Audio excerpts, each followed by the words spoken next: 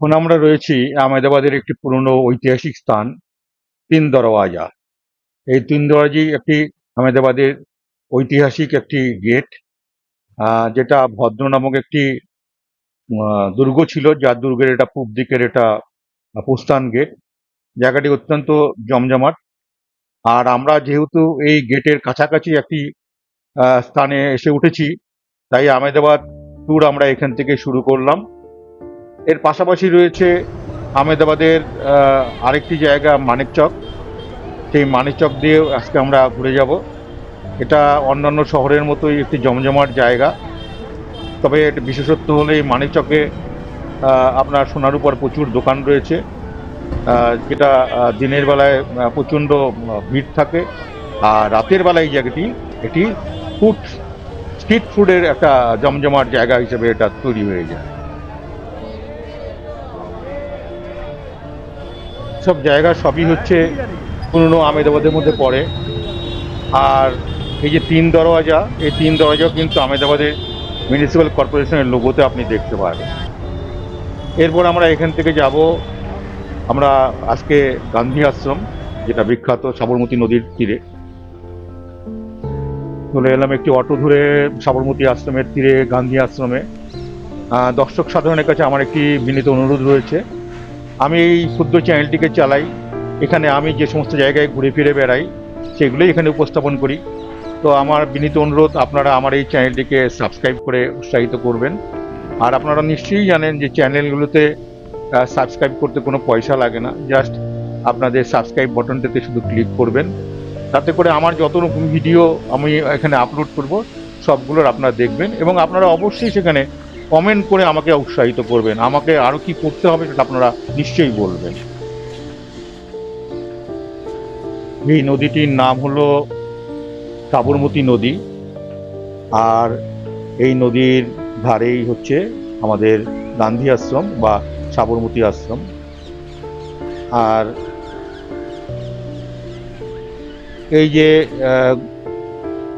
এটা দেখতে পাচ্ছেন, এই যে ঘরগুলো, এটা হচ্ছে নন্দিনী গেস্ট হাউসের সামনের দিকটাতে, পেছন দিকে নন্দিনী গেস্ট হাউস, আর সামনে এখানে অফিস রয়েছে, আর কিছু পুরনো দিনের ছবি রয়েছে যেগুলো এখানে বিভিন্নভাবে সংরক্ষিত করা আছে।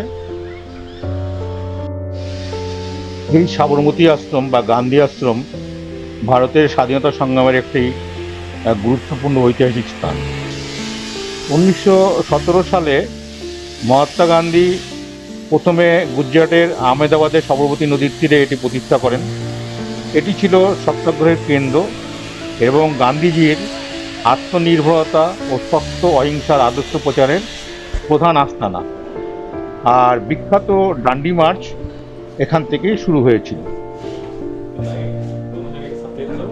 এই ঘরটিতে বেশ কিছু ছবি রয়েছে, যেগুলো স্বাধীনতা সংগ্রামের সময় আমাদের যারা ঋষি মনীষীরা ছিলেন তারা তাদের সমস্ত বাণী এবং ছবি রয়েছে।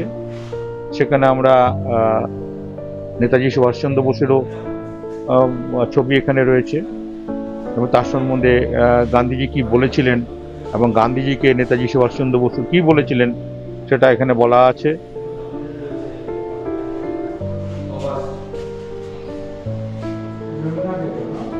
ডান দিকের ছবিটি হচ্ছে মতিলাল নেহরু ছবি, যিনি সত্যাগ্রহ সল্ট আন্দোলনে যোগদান করেছিলেন।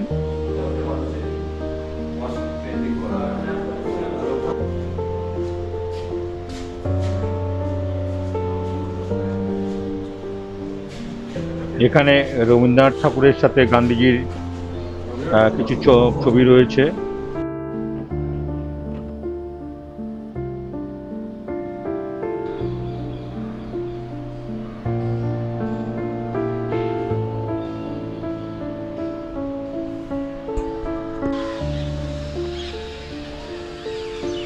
ছত্রিশ একর জমির উপরে তৈরি এই গান্ধী আশ্রম বা সাবরমতী আশ্রম, অত্যন্ত সুন্দরভাবে এই আশ্রমটিকে তৈরি করা হয়েছে। আর এই কুটিরটির নাম হলো বিনোবা কুটির এবং মীরা কুটির।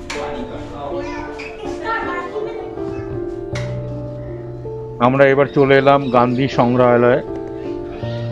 এটা হচ্ছে হৃদয়কুঞ্জ।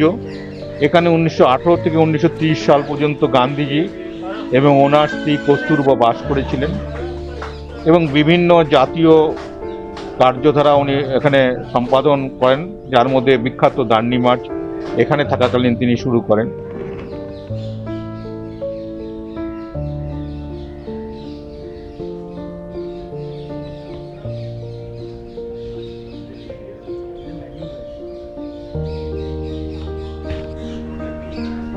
এখানে আশ্রমের নিয়মাবলী লেখা রয়েছে।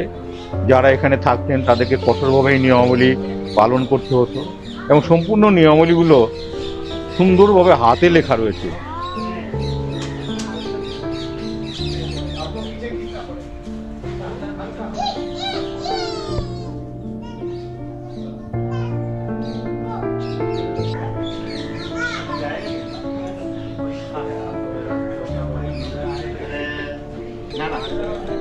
এই সেই গান্ধীজির বিখ্যাত চরকা, যেই চরকায় সুতো কেটে খাদির জিনিসপত্র তৈরি করা হতো।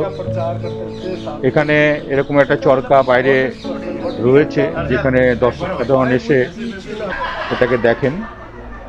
আর এই মিউজিয়ামে আপনারা দেখতে পাবেন গান্ধীজির পরিবারে ব্যবহৃত বিভিন্ন জিনিসপত্র এবং ওনার ব্যবহৃত চশমা, জুতো, আরো অন্যান্য সামগ্রী। এখানে সবাইকেই বসতে দেওয়া হচ্ছে যদি তারা ইচ্ছুক হন এই সুতো কাটা প্র্যাকটিস করবার জন্য।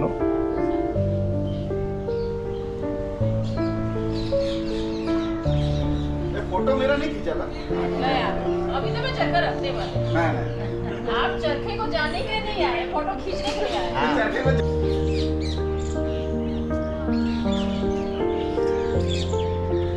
এটা উপাসনা স্থল, এখানে উপাসনা হতো।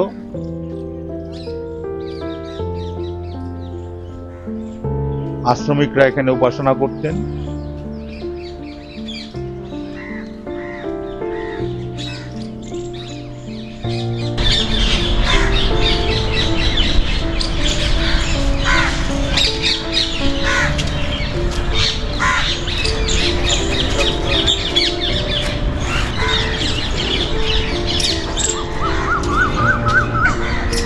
চারিদিকে পাখির কলরব আর সামনে সাবরমতী নদীর স্নিগ্ধতা আপনাকে মনটাকে খানিকক্ষণের জন্য হলেও খুব ভালো করে দেবে।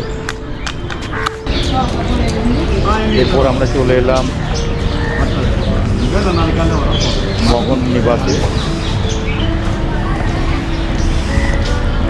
চারিদিকে শুধু পাখির কলরব আর এবং নিস্তব্ধতা। দর্শক খুবই কম রয়েছে এখানে।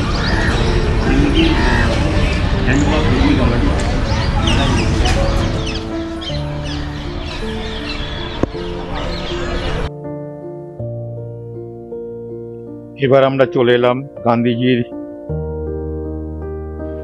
তার নিজস্ব যে সংগ্রহশালা, সেখানে এখানে আপনারা চরকা দেখতে পাবেন আর দেখতে পাবেন বিভিন্ন সময় গান্ধীজির যে সমস্ত অ্যাক্টিভিটিস ছিল সেগুলোকে,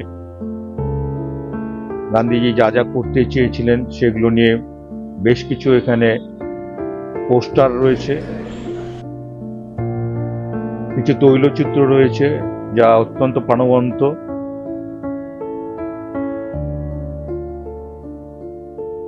দান্ডি মার্চের উপরে তৈরি করা ছবি।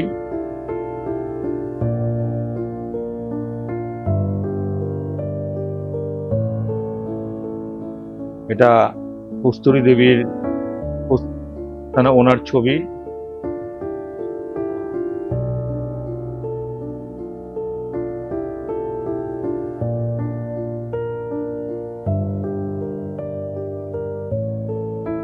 এখানে ডিউটি অ্যান্ড রাইট সম্বন্ধে ব্যাখ্যা করা রয়েছে।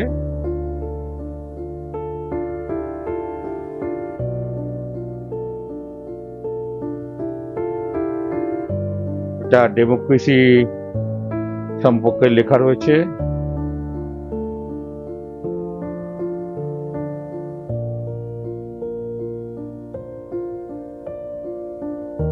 বিভিন্ন সময় আন্দোলনে গান্ধীজির শিষ্যরা আঘাতপ্রাপ্ত হয়েছিলেন, তাদের ছবি এখানে দেওয়া রয়েছে।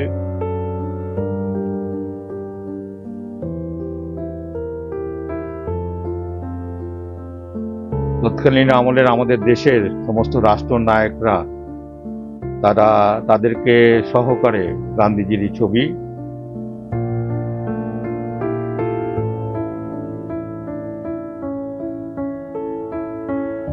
গান্ধীজির বিভিন্ন সময় বিভিন্ন জায়গায় যে বক্তব্য রেখেছেন তার ছবি।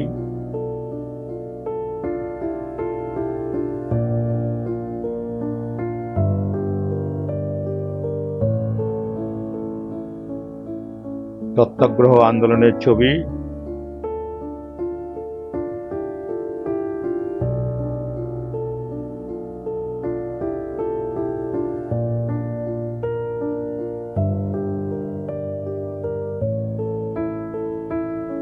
এই সবই রয়েছে। সুতরাং ভিডিওটি আর দেখাবার মতো কিছু নেই বলে আমি এখানেই শেষ করব। সবাই ভালো থাকবেন, সুস্থ থাকবেন। আগামী ভিডিওতে আবার দেখা হচ্ছে। আবারও বলছি, আমার চ্যানেলটিকে অবশ্যই সাবস্ক্রাইব করবেন।